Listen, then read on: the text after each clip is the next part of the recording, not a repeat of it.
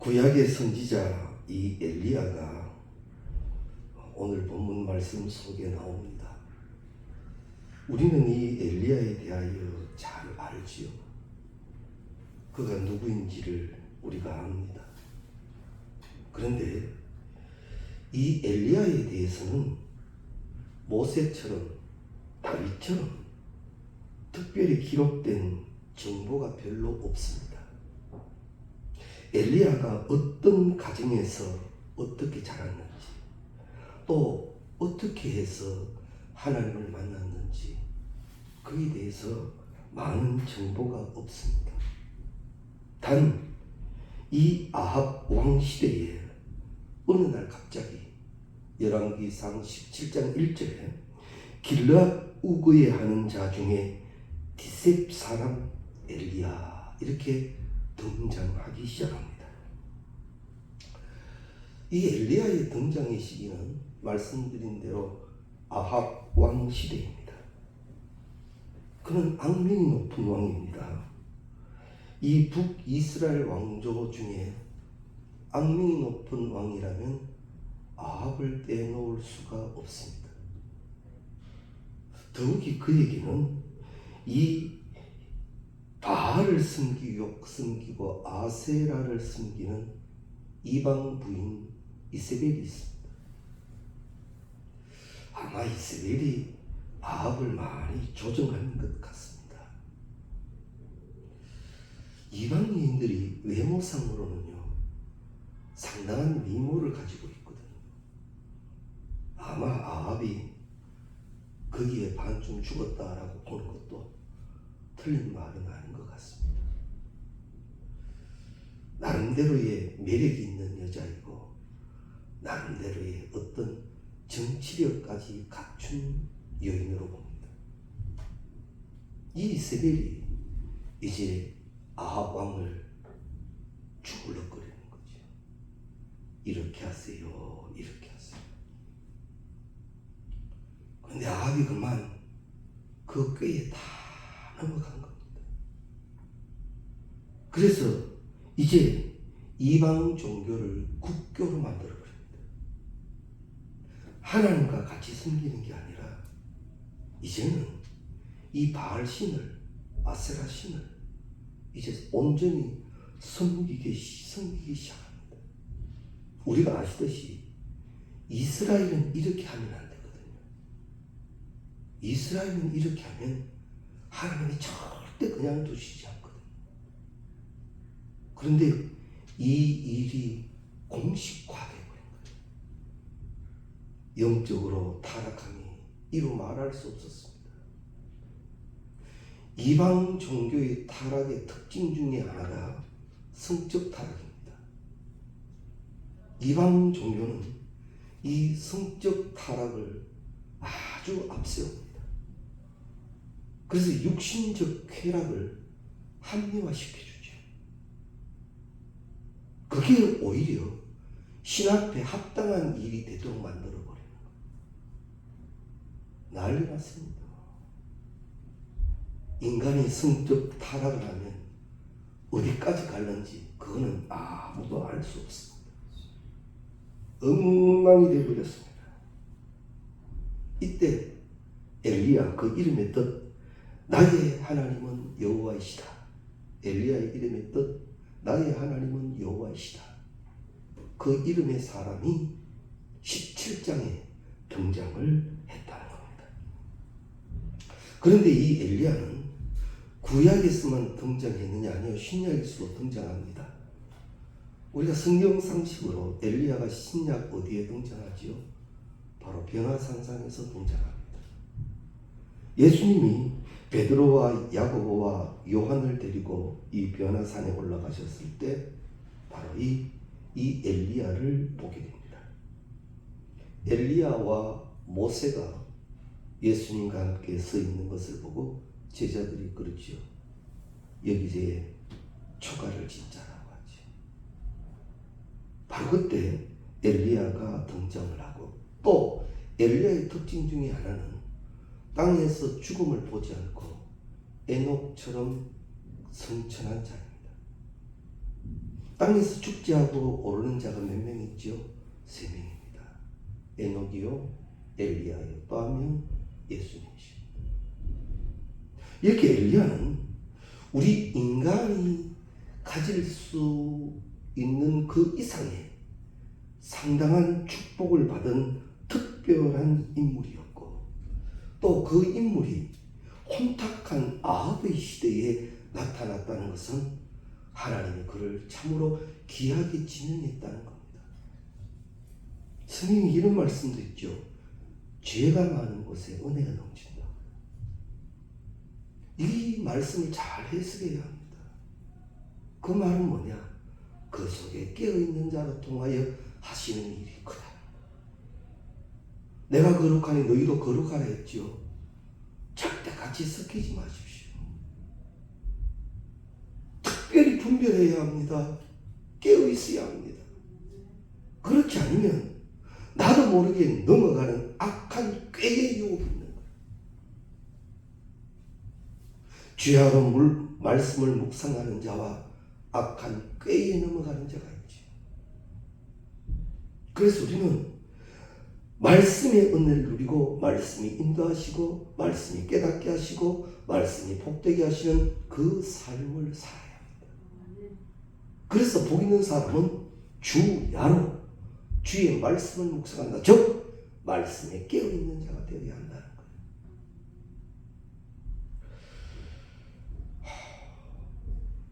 옛날도 아닙니다.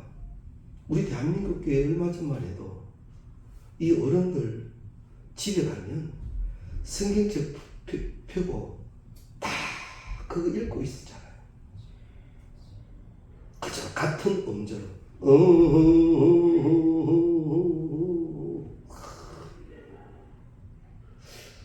저는 저희 할머니가 그렇게 성경책을 보시기에 제가 곁에서 할매 시끄럽다. 자꾸 이러니까 시끄럽다. 죄송하지만 제가 그랬습니다. 이제 신학교를 들어가고 여전히 하시는 할매에게 성경에 대해서 잘 몰라가 할매 그마의 성경에서 이랬으면 이거 뭔 줄 아나? 그러니까 다 아시는 거 있죠. 신기하죠. 이게 신기한 일이에요. 이게 말씀의 능력인 것 같아요. 뭐 분석하고 뭐 배경을 깨닫고 뭐 그것도 대단한 일이지만 말씀을 묵상하고 읽고 가까이 둔다는 것 이것도 굉장한 능력이 됩니다. 그런데 지금 우리 지금 대한민국 교회 교인들은 어떤가? 아닙니다.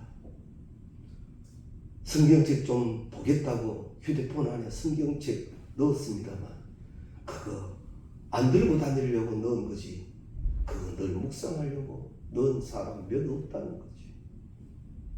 믿는 사람 집에 가면 성구 다 걸려있는데 그게 무슨 부적처럼 걸려져 있다면 그건 우상이 화상이 되는 거예요. 기억해 두십시오. 세상이 악해질수록 하나님은 깨어있는 자를 찾으시고 서십니다. 우리가 그 사람이 되어져야 합니다. 그런데 엘리야도 어쩔 수 없이 우리와 성정이 같은 사람이라. 그도요 육신을 가지고 산 이유 때문에 두려움도 있는 자였고 좌절감도 있는 자였고 요즘으로 표현한다면 우울증에 걸린 사람이기도 합니다. 상당한 어려움에 들어가서 스스로를 포기하려고 하는 자리까지 내려갔던 인물이기도 합니다. 그런데 하나님은 그 엘리야를 포기하시지 아니하시지요. 이게 은혜예요. 성경에는 이런 부분이 많이 나옵니다. 하나님이 절대 포기하시지 않는 부분이 많이 나오는데 우리가 너무나도 잘 아는 인물 요나 같은 인물 말입니다. 저렇게 말 안 듣고 저렇게 고집 세고 저렇게 지주장만 가지고 노는 요나 같으면 하나님 그래 봐. 너는 이제 끝났다. 네 갈 길 가라. 난 다른 사람 쓸게. 충분히 그러실 수 있음에도 불구하고 그 요나를 안 놓지요. 끝까지 따라갑니다. 그러면 왜 하나님이 요나를 끝까지 따라가셨을까? 첫째, 요나를 사랑하시고, 둘째, 요나를 통한 하나님의 목적을 바꾸지 아니하셨다는 거예요. 우리 인정하든 안 하든 내 인생에는 하나님의 목표가 있습니다. 우리가 싫어하여 거부한다 할지라도 어쩔 수 없는 하나님의 목적이 있다는 거지. 우리 때로는 그게 너무 버겁고 힘들어서 하나님은 못합니다 할 때도 있지요. 왜? 그러나 성경을 통해 배워야 할 것은 하나님은 포기하지 아니하신다. 그래서 하나님이 내게 맡기신 일은요, 순종이에요. 믿음이에요. 그러면 하나님이 내게 능력 주시는 자에서 주의 일을 감당케 하신다라는 겁니다. 세상 일에 실패했어도 너는 절망하지 말라. 내가 너를 도우리라. 다시 일어서게 하리라. 그죠? 내가 너를 도우리라. 두려워하지 말고 놀라지도 말라. 내가 너와 함께 하리라. 하나님은 내 인생 포기 안 했습니다. 세상이 우리를 어떻게 평가한다 할지라도 하나님은 우리를 포기하지 아니하셨다는 것을 우리는 분명히 믿고 있어야 합니다. 이 믿음이 분명해야 돼요. 안 될 것 같고 해도 안 되고 이제는 어쩔 수 없이 포기하고 다 내려놓고 이제 극단적인 자리에까지 생각한다 할지라도 사랑하는 성도님 여러분, 내 신앙이 오늘 말씀 기억하십시오. 하나님은 엘리야를 포기하지 아니하셨다. 나도 동일하게 포기하지 아니하신다. 자, 그러면 엘리야가 어떤 일을 했습니까? 우리가 아시는 대로 갈멜 산상에서요 엄청난 일을 하지 않았습니까? 850대 1로요. 850대 1로. 그 누구 하나 엘리야 편드는 사람은 아무도 없었지요. 혹시나 하는 눈으로 보는 사람이 있을지언정 동참해주는 사람 아무도 없었어요. 홀홀단신 혼자서 하나님과 1대1의 만남 속에서 그가 기도하고 그가 부러져 있을 때 하나님은 목적대로 그를 쓰시고 그를 나타내시더라는 거죠. 엄청나게 이겼습니다. 이제 엘리야의 기적과 이적과 표적이 나타나기 시작할 때 그제서야 사람들이 엘리야의 말을 듣기 시작하고 그 이방 선지자들을 칼로 베어 죽이죠. 자, 이러면 이제는 난리 났죠.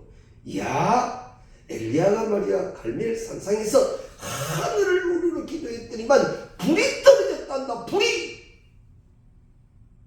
엄청난 역사의 현장 앞에 사람들이 말을 할 때 이제는 엘리야가 기세가 등등해서 이제는 이 나라는 깨달아야 합니다. 우리는 다시 일어서야 합니다. 우리는 다시 하나님께로 돌아와야 합니다. 이방 신상을 허물어야 합니다. 막 이렇게 전진하는 일만 남았는데 그만 이때 나타나는 인물이 누구예요? 아합과 아합의 아내 이스벨이. 그것이 오늘 19장 말씀. 이스라엘의 고난이 얼마나 했는지 오늘 19장을 보면 압니다. 이스라엘이 그랬지요. 내일까지 너를 죽이겠다. 내일까지 너를 죽이겠다. 만일에 내가 못 그러면 내가 섬기는 신이 나를 그냥 두지 않을 테기 때문에 나는 너를 죽이겠다. 그 이세벨의 한마디에 엘리야가 벌벌 떨어버렸어요. 우리는 이 부분에 대해서 말씀을 자주 나누어서 합니다. 그러면 엘리야가 왜 이세벨의 말에 벌벌 떨었습니까? 그만 하나님의 소리를 놓쳐버린 거예요. 지금까지 그가 자기가 대단해서 그렇게 한 게 아니라 하나님이 말씀하시고 말씀 들은 걸 믿고 행하니 그대로 되었는데 이 이세벨의 소리가 들려오니까 하나님의 소리가 단절되버린 거예요. 하나님과의 교통이 단절되버린 거예요.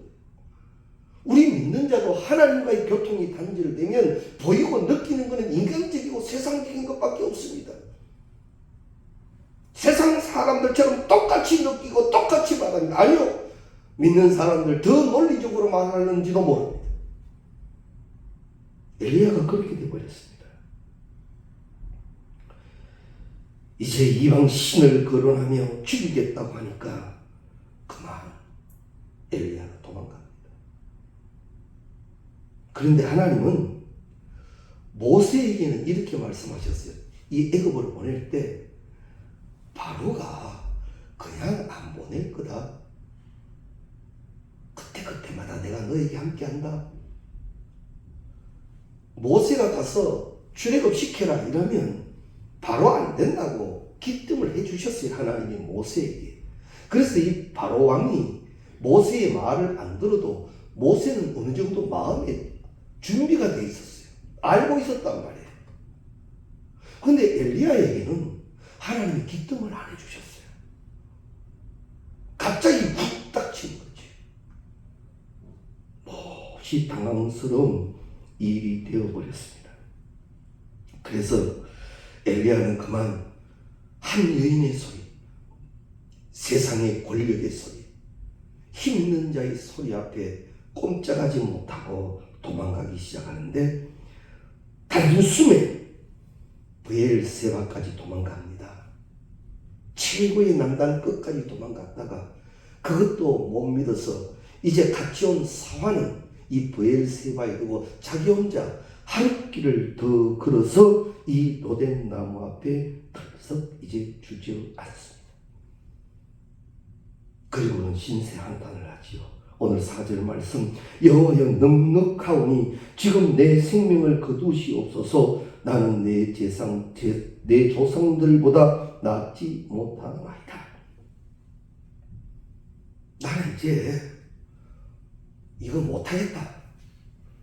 하나님 나 이거 뭐합니다. 내가 사실 이런 사람입니다. 하나님 저를 이제 놔주십시오. 이렇게 말합니다.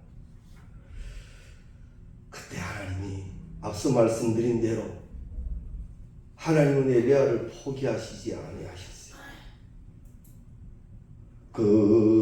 그때에 내 머리를 어루만지시는 분, 내게 떡과 물로 소생시키시고 위로하여 새 힘주어 가게 하시는 로뎀나무 아래 하나님, 낫게 하소서. 주 이름으로 내 영혼의 소원 응답하소서.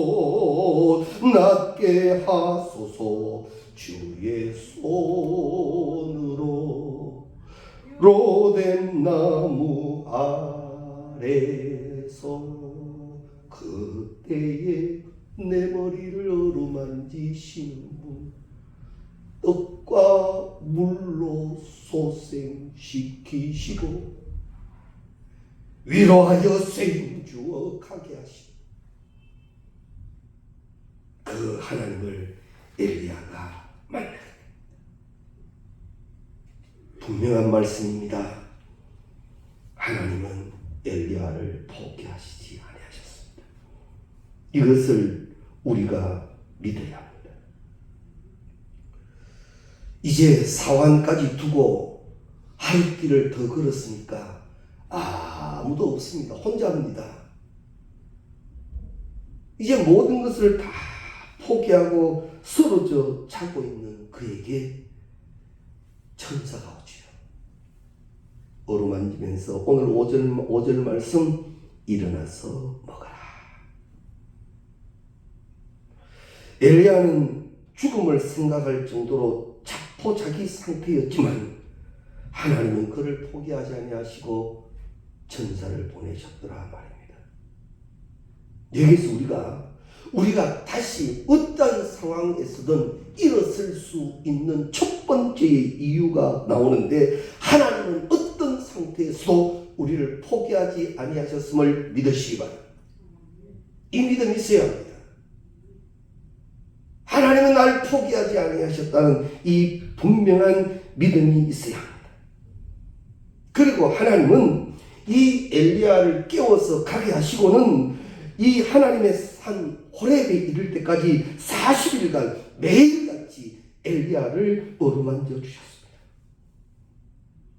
우리도요, 세상을 산다는 이유로 때로는 포기해버리고 싶을 생각도 들 때가 있습니다. 어떤 경우에는 주의 일을 그만 내려놓고 싶을 때도 없지 않아 있습니다. 그러나 꼭 기억해 두셔야 합니다. 하나님이 포기하였다. 하나님이 포기하지 아니하셨으면 나도 포기할 수 없는, 내가 포기가 하고 싶어도 안 되는 거예요. 분명히 깨달아야 합니다. 심지어 하나님의 손을 내가 놓았다 할지라도 하나님이 놓지 아니하십니다. 하나님이 놓지 아니하세요. 이것을 우리가 분명히 믿음으로 믿고 있다면 거꾸로 뜨림을 당하는 일이 있다 할지라도 그 하나님 믿고 산 소망을 가질 수 있는 겁니다. 우리 성경 한번 찾아볼까요? 고린도후서 4장. 고린도후서 4장 8절 말씀.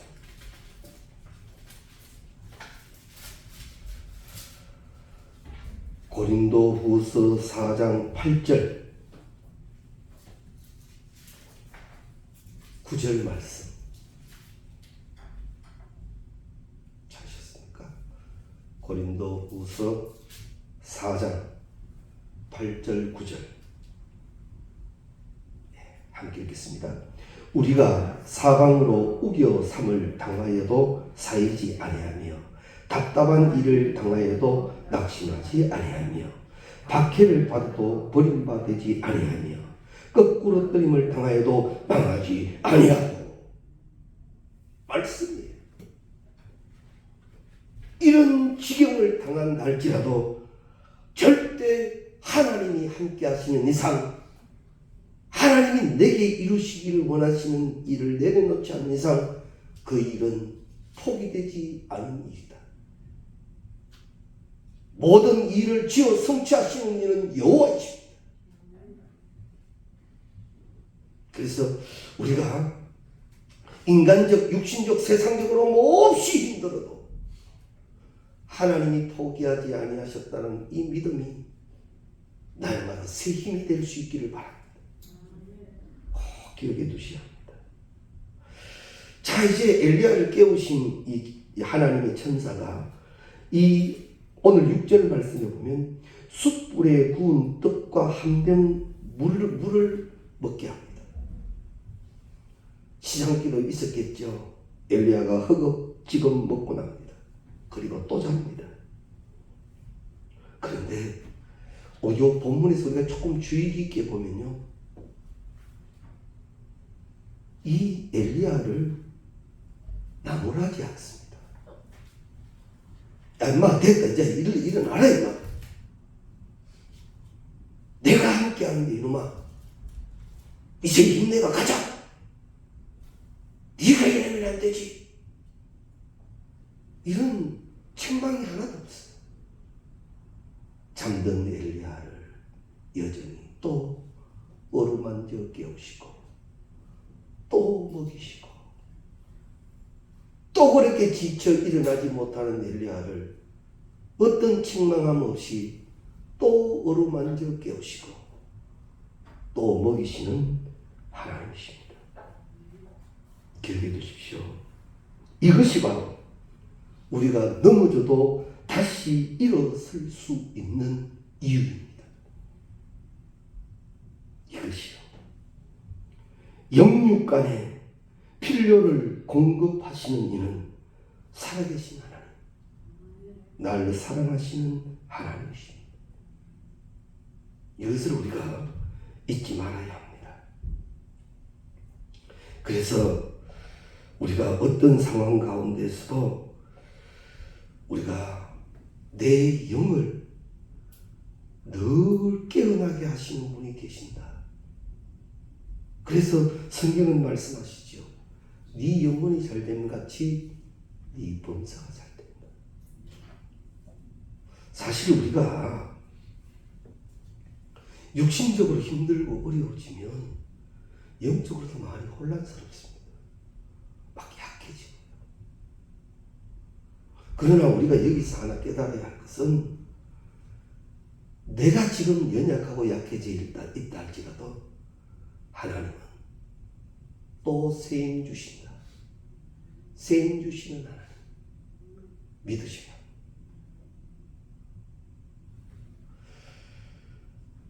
하나님이 사람을 창조하실 때 영과 육에 다 축복을 주셨어요.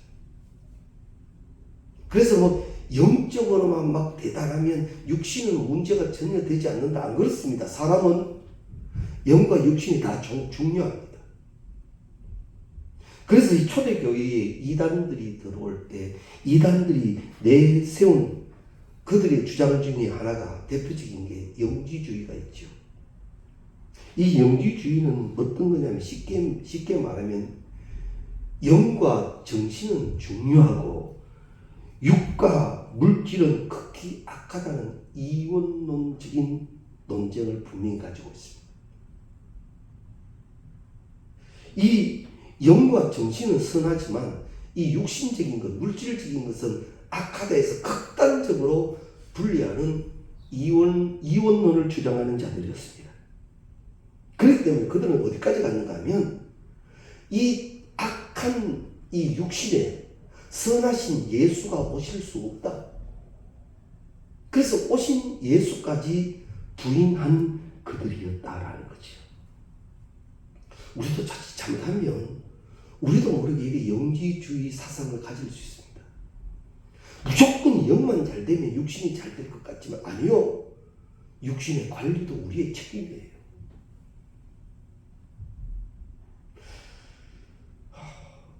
진짜 잘 이해하셔야 됩니다. 우리가 가끔 금식을 합니다. 이유가 있어서 금식하고 기도의 제목이 있어서 금식을 하죠. 그러나 육신의 것을 먹지 않고 금식을 한다는 것은 생명을 걸고 하는 거예요. 육신은 먹어야 살고 먹어야 건강해요. 하긴 요즘은 다이어트 한다고 안 먹고 그럽니다만 그거하고 좀 다른 문제예요. 이 기도의 제목이 생명을 걸 정도의 금식 기도에 들어갔다면 나의 그 기간은 생명을 건 기간이 되어야 됩니다. 근데 이게 정말 잘못되기 시작하면 나는 오늘 오전 금식하기로 했다 이러면 12시만 기다리는 거예요. 그 12시 1분 되면 이제 됐다 하고 먹는 거예요. 이건 뭐죠? 이런 걸 하나님은요, 내 영이 깨어있는 만큼 내 육신도 잘 무장되기를 원하고 훈련되기를 원하신다는 것을 꼭 기억해 두십시오. 육신 함부로 하지 마십시오. 육신 아무렇게나 하지 마십시오. 하나님이 이 육신을 얼마나 소중히 여기신다고요. 잘 관리해야 돼요. 그만큼 영적인 문제도 함께 중요하다는 것 기억하셔야 합니다. 그래서 우리가 범사라고 성경이 말씀하실 때 그 속에는 영과 육이 함께 있어요. 그래서 우리가 오늘 저녁도 이렇게 육신적으로 주님 앞에 나온 것 하나님이 절대 보고 계십니다. 우리가 육신적으로 땀 흘리고 충성하는 거 하나님은 절대 중요하게 계십니다.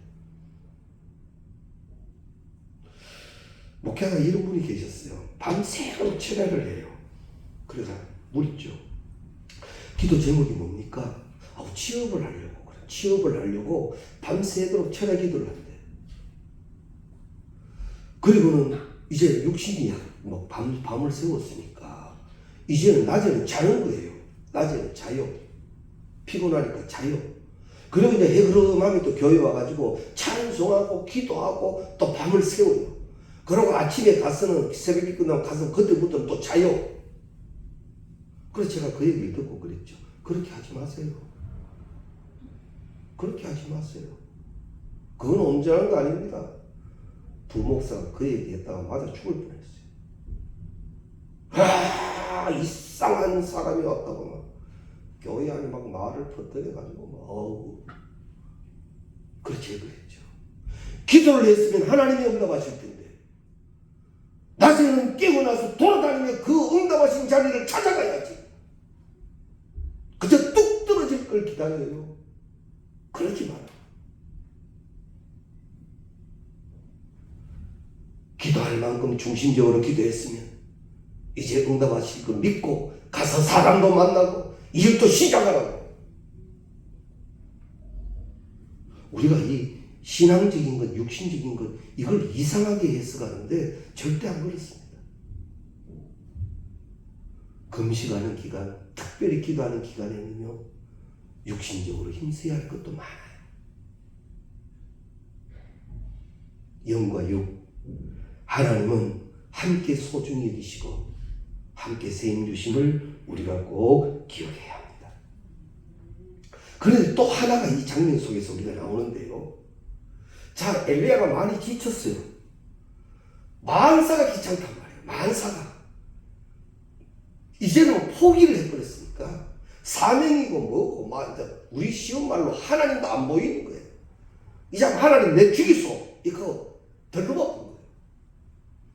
그런데 천사가 와서 이래 어루만지고 일어나라 먹으라. 우리 조금만 이 장면을 생각해 보면 넘어갑니까? 입맛이 없습니다. 뭘 먹을 기분도 아니고 안 넘어갑니다. 육신이 말이에요. 너무 지쳐버려가지고. 그런데 엘리야도 군소리 하나 하지 않습니다. 어떤 군소리 하지 않고 먹으라 하니까 먹어요.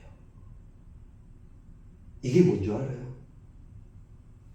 순종이에요. 순종.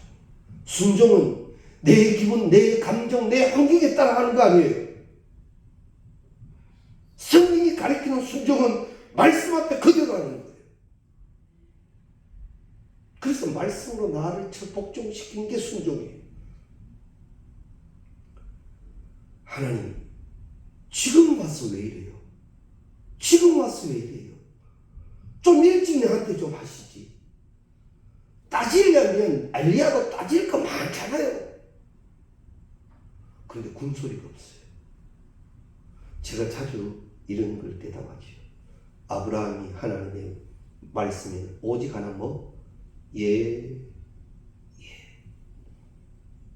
엘리야가 순종했더라는 거죠. 그 순종이 엘리야를 회복시키더라는 거예요. 이제 그가 호렙산까지 가기 40주야를 걷는다 했습니다. 지금처럼 무슨 차를 타는 것도 아니고 교통수단이 있는 것도 아니고 오직 두 발로 걷습니다. 누구도 없습니다. 혼자서 그 광야길을 걸어갑니다. 순종으로 시작한 길은 이렇게 하나님이 지켜주신다는 것 우리가 꼭 믿어야만 합니다. 우리가 어떠한 명령에도 순종하지 않는다면 우리는 다시 일어나지 못할지도 모릅니다. 그럴 수 없을는지 모릅니다. 순종이 나를 걷게 합니다. 순종이 나를 걷게 한단 말이에요. 그래서 순종이 제사보다 낫습니다. 이 순종의 경건의 훈련을 많이 가져야 합니다. 근데 우리가 대한민국에 이상한 청문회 문화가 들으면서 그게 교회 안까지 들어와 있습니다. 지금 이제는 순종보다는 따집니다. 안 그렇습니까? 아니요. 우리 대한의 초대교회는 안 그랬습니다. 아시잖아요. 말씀이면 아멘이었고 주의 종이면 순종이었고 그런 대한민국 교회였지 않습니까? 그런데 그거 다 무너졌어요. 그게 잘됐다 잘못됐다 여러 가지 책임 공방론이 있겠지만 말씀을 듣는 우리는 하나님이 모든 것을 주관하신다는 이 전제하에 나는 순종하고 가리라. 나는 이걸 분명히 하셔야 합니다. 왜 우리 속마음, 우리도 세상에서 보고 듣고 느끼고 내 나름대로의 논리가 있고 내가 이해하고픈 게 있는데 왜 묻고 싶지 않고 따지고 싶지 않고 이런 게 왜 없겠어요? 그러나 다른 건 몰라도 말씀 앞에서는요. 예. 그것이 세임의 공급의 원천이라는 거예요. 그것이 내가 일어설 수 있는 분명한 이유가 된다. 그런데 이제 이 엘리야가 돌아왔을 때 오늘 읽지 않았습니다만 15절 이하 말씀에 보면 하나님이 아합과 엘리야 다 정리해버리고 이제 온전히 하나님의 나라가 세워지게 하는데 이건 하나님이 직접 하십니다. 내가 순종했을 때 하나님의 손이 움직입니다. 나 하나의 순종을 우습게 보지 마십시오. 나 하나의 순종을 억울하게 생각하지 마십시오. 나 하나의 순종은 하나님의 역사를 부른다는 것 꼭 기억하시라. 그런데 엘리야가 볼 때 혼자인 줄 알았는데 아니요. 하나님이 7,000명이나 남겨두셨더라는 거지. 아무도 없는 줄 알았는데 이제 막상 보니 나만 있는 게 아니라 7,000이나 더 있더라는 것. 하나님이 그러시다는 것 우리가 기억하시고 그래서 이 19장부터 19장 이 하반절로 내려가면 엘리야가 혼자서 일하지 않고 제자들이 나타납니다. 엘리야의 제자들과 함께 사역이 이루어지기 시작하고 이제 그 사역은 길가에서 베델로, 베델에서 여리고로 옮겨질 때마다 지역마다 제자들이 함께하는 장면들이 나옵니다.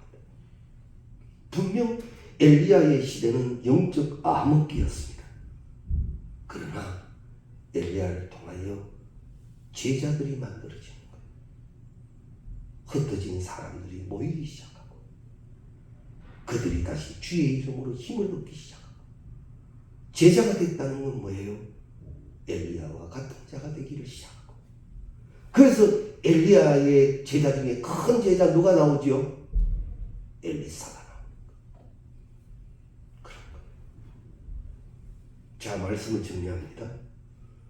하나님 포기하신 적 없습니다. 하나님이 절대 우리를 포기하신 적이 없다는 것을 우리는 반드시 기억하고 있어야만 합니다. 그리고 하나님은 날마다 공급하십니다. 하나님의 방법으로. 그때 우리에게 찾으시는 것은 순종입니다. 이 사실을 믿으십시오.